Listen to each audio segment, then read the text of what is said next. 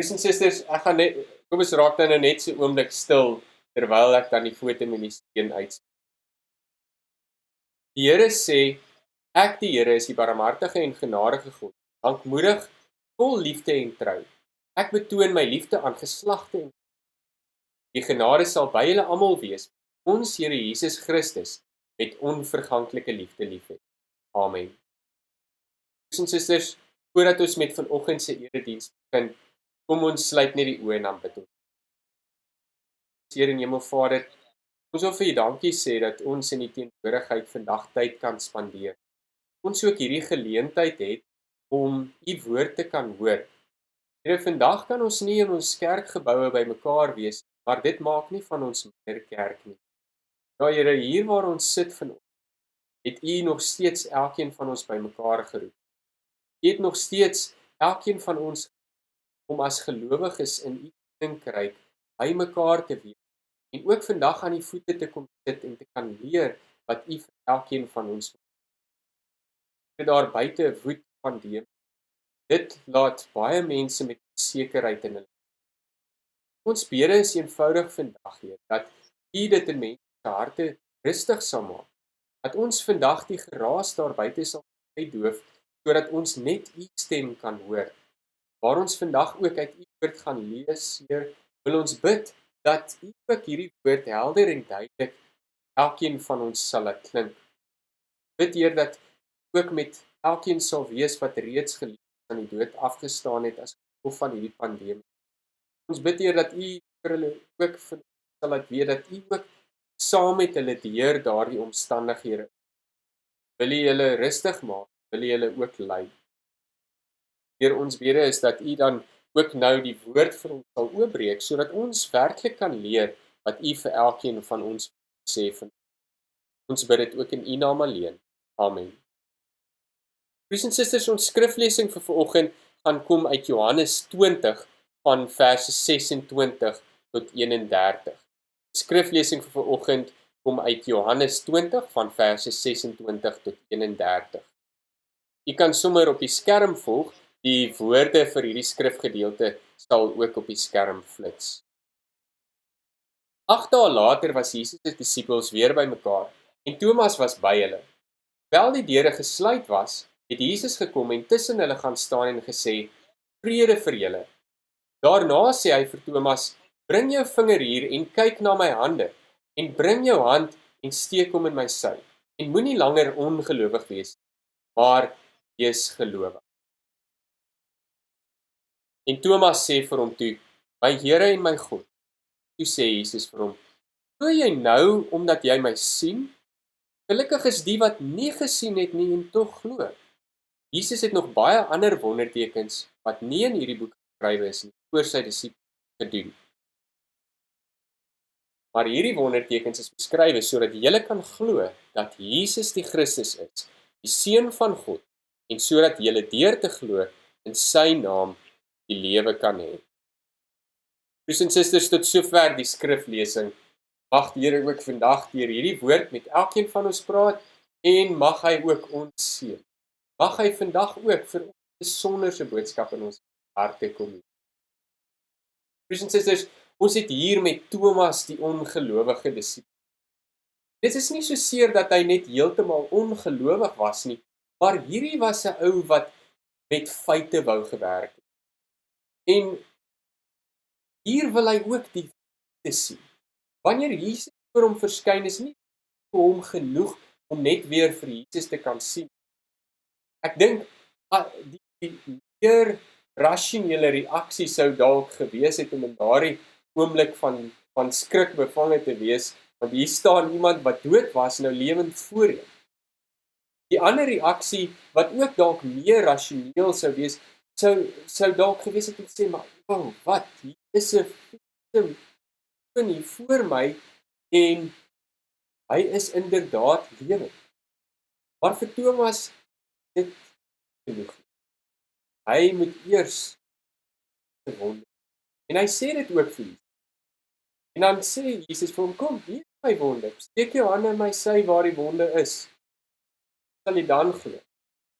Maar nog voordat hy op daardie punt kom wat hy dit uiteindelik actually doen, sê hy reeds hierdie belydenis, dat Here is wel opgestaan het uit.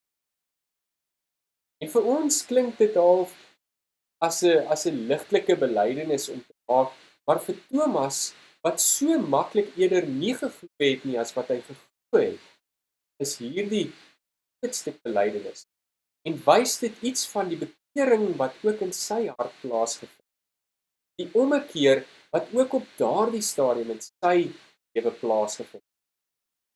Maar Jesus konfronteer hom ook met 'n ander waarheid. Jesus konfronteer hom met die werklikheid van mense wat nooit verloor, maar tog sal glo. En Jesus sê dan vir hom, weet jy, hierdie wondertekens is daar sodat julle kon sien, en gelukkig is die wat sien en glo, maar die wat nie gesien het nie en tog glo, selfs nog nie. Weet jy wat, dit is die keuse waaraan ons ook oorgelaat word. Baie keer in ons lewens wag ons vir die wonders en tekens om te gebeur, voordat ons besluit om vir Jesus te volg en vir hom. Dit maak eintlik van ons geloof nie goedkoop as ek dalk sê. Ons verloor so maklik ons geloof. Wanneer die swaarste tye ons tref, wanneer dinge nie altyd ons wy gaan nie, wanneer ons nie die dinge kan sien wat ons in ons hart wil hê moet realiseer nie, dan is dit so maklik om in ongeloof te val. Maar Jesus herinner Tomas daaraan dat geloof meer is dit. Dat mense wat glo sonder dat hulle gesien, eintlik die mense sien. Dit is eintlik die mense wat die voorreg kry om die toekoms op 'n ander manier. Dit is die mense wat die Koninkryk van God sien, eer as die pyn en die lyding wat hulle elke dag ondergaan. Dit is die mense wat verby die seer kry kyk, verby die wanhoop, verby die tragedie van die lewe, nogtans God se koninkryk. Mense wat glo sonder om te sien. Hulle het nie bewyse nodig dat God bestaan nie. Hulle weet dit in glo, vertrou dit. En omdat hulle daardie geloof en vertroue het, het hulle eintlik die meeste mag in hierdie wêreld. Want hulle kan die toekoms anders verbied. En die probleem is as ons die heeltyd kyk na ons slegte omstandighede en na wat dit aan ons doen en hoe ons fokus die heeltyd op hoe sleg dit vir ons is, dan dink ons nooit verder as daardie omstandighede. Beteken, ons val eintlik vas. Dit beteken, ons val vas in ons bekommernisse. Val vas in ons hartseer en in ons pyn. En ons kan net nie verby dit sien.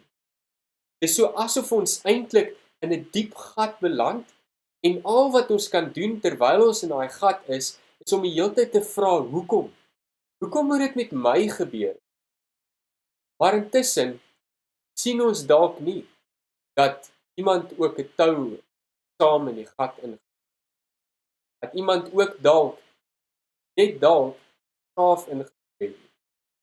En terwyl ons besig is om te wonder en te kla oor hoekom alles so sleg moet wees en hoekom al die slegte goed ons moet gebeur, wis ons dat daar actually skaaf is waarmee ek myself uit daai gat uit kan. Weet jy wat? Wat actually moet gebeur vir ons as gelowiges, is dat ons op daai punt moet kom, wat ons kan sê, wat my omstandighede bepaal nie my toekoms. Dit wat nou met my gebeur, die slegte van hierdie wêreld, die donkerte wat oor ons besig is om wag te, dit het nie permanente mag oor. Ek het mag daaroor. Die wat? Ons kan 'n nuwe toekoms wanneer ons in Jesus glo, sien ons die wêreld en die toekoms. Ons dink aan maniere hoe ons uit die gat gaan kom, eerder as wat ons fokus daarop dat ons in die eerste plek in die gat is. Dit is so belangrik, dit leer. Kan so maklik net in daai gat bly. Weet jy wat gaan waarskynlik daar vergaan? Waarskynlik daar in bitterheid verval. Maar as gelowiges moet ons. Wat beteken dit vir ons vandag? Vandag hier waarin ons. Ja, broers, die pandemie wat ons nou deurgaan is. Niemand kan wag daarvan ontken. En ons innige meegevoel en wat daardeur geaffekteer word. Maar weet jy wat?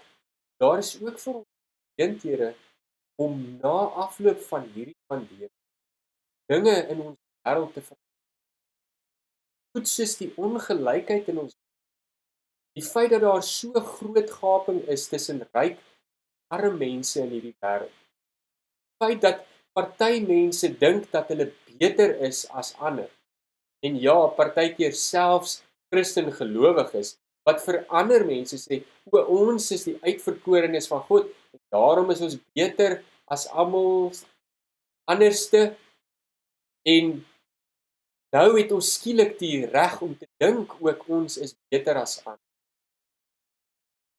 Dus, oomblik as ons dit dink, staan ons in die hart van die. Na afloop van hierdie pandemie, moet ons uitgaan in die wêreld, hart van die weer gaan. Dis vir ons 'n geleentheid om weer te gaan dink, maar wat kan ons anders te doen? Kan ons die toekoms van ons wêreld weer kry? Is dit nodig dat soveel mense in armoede gedompel moet wees en in permanente armoede moet leef? Ek lees gisteraand dat omtrent 300 miljoen kinders oor die wêreld permanente armoede leef. En hulle sê dat daar waarskynlik nog omtrent 30 miljoen kinders daardeur geaffekteer gaan word.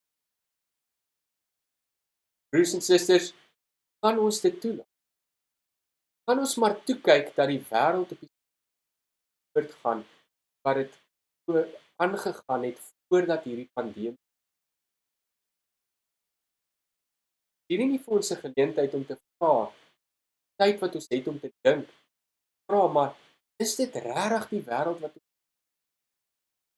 ons kyk na die hoeveelheid ding wat daar in die aarde is in. Wat kan ons daaraan doen? Kan ons dit verander? Kan ons 'n beter lewe vir mense? Ons moet nooit vergeet, Jesus gekom juis ander beter werklikheid vir mense. Deur geloof sien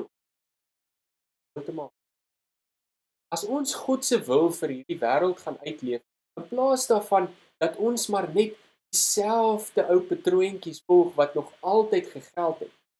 Dan is ons so lief om altyd die verskoning te gebruik, ja, maar dis tradisie. Hoe kan ons nie staan in die pad daarvan? Gelowiges.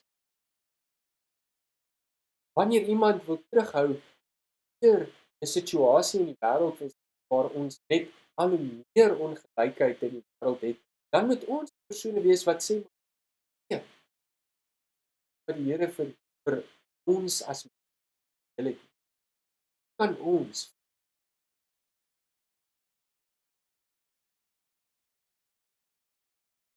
wat hierdie wonderteken het Jesus beskryf sodat ons glo dat hy ook die een van en sodat ons eer te glo sy naam. ons lewe eintlik eers werklik as ons besef dat hierdie wêreld nie oorgelaat, maar dat God werklik 'n groot het vir hierdie heelal. Hoorie, ek wil weer eens daarop klem lê, dat dit nou nie hierdie fyn uitgewerkte plan is wat mense dink. Hulle Here is nou het nou vir ons paadjie uitgelê en ons het geen keuse daarin nie, so half determinisme. Aan die ander wyse, jy het geen keuse in wat regtig in jou lewe gebeur nie. Here het nou maar vir jou paadjie uitgelê, selfs die foute wat jy maak is dan met ander woorde ook sonder die skuld. Nee, werk nie so. Here gee wil laat. En dit begin by my en jou wat die evangelie en die hart van Jesus. Kom ons hou op om te dink dat ons beter is as. Kom ons dink eerder hoe ons dit kan regkry om mense al ewe goed te laat vir hulle self.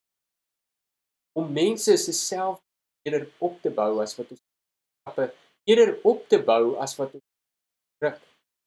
Om mense wat in nood is eerder op te help as wat ons verder toe kyk dat verder in die moeilikheid is.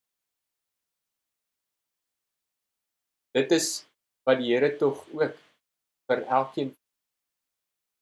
Hy vra dat ons herverbring. Kom ons maak van hierdie wêreld. Kom ons wees kreatief. Hierdie wêreld om ook al meer en God se nou, ons word nie in hierdie wêreld ingestuur om die wêreld te vorm na ons. Ons is maar rentmeesters van God se koninkryk. Beteken, ons moet God se koninkryk hier op aarde bou, soos hy dit wil. Dit is wat Jesus, daardie tradisie, is die enigste tradisie wat kan sê, wil graag. Die res kan ons maar bevraagteken. Die res kan ons herverbeel, kreatief herverbeel. Ons kan wees soos 'n klein kind wat die verskillende kleure vetkruite optel en sommer net 'n prentjie teken wat hulle verbeel. Dit hoef nie dadelik vir ons eers sin te maak nie. Ek meen, hoeveel keer het ons na 'n prentjie gekyk na wat 'n kind geskets het en eintlik kan jy nie regtig uitmaak wat alles is nie, maar jy het waardering daarvoor want dit kom te verbeel. Wat? Dis waar ons kan begin. As ons net daarmee begin, dan gaan ons al klaar net kan begin met die wil verander. God se koninkryk te wil las. Dan kan ons van hierdie broers en dit is deel.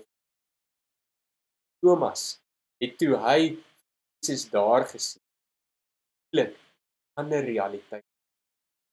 Dit wat hy gedink het onmoontlik het gebeur.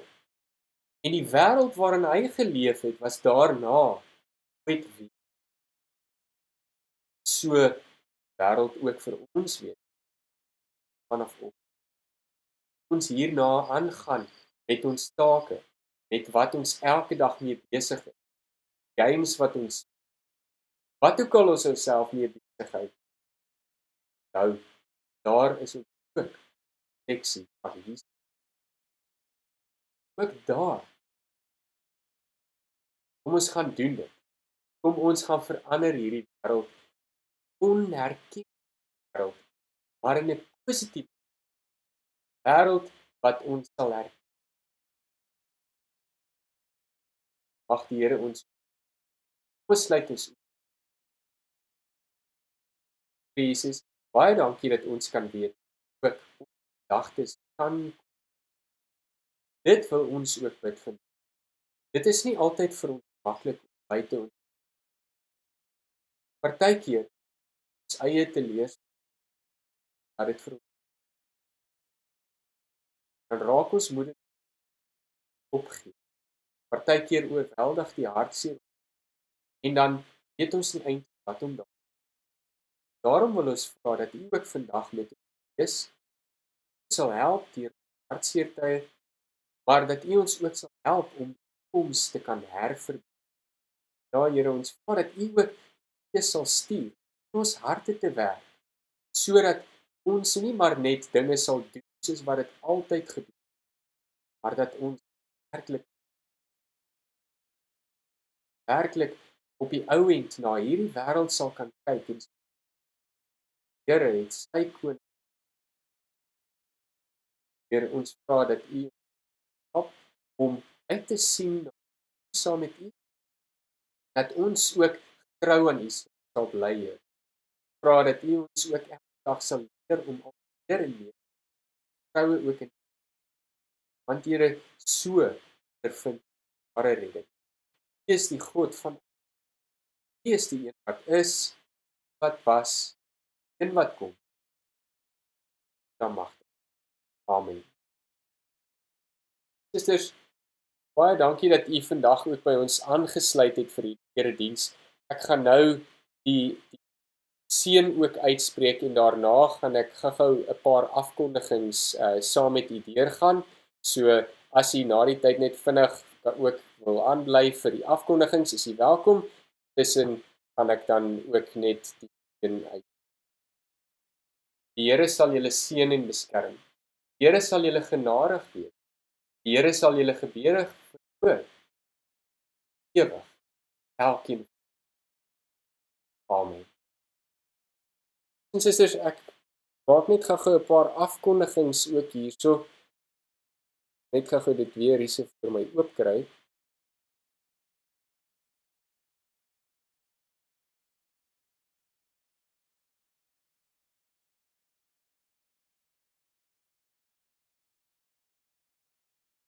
Net gou dit hier oop vir.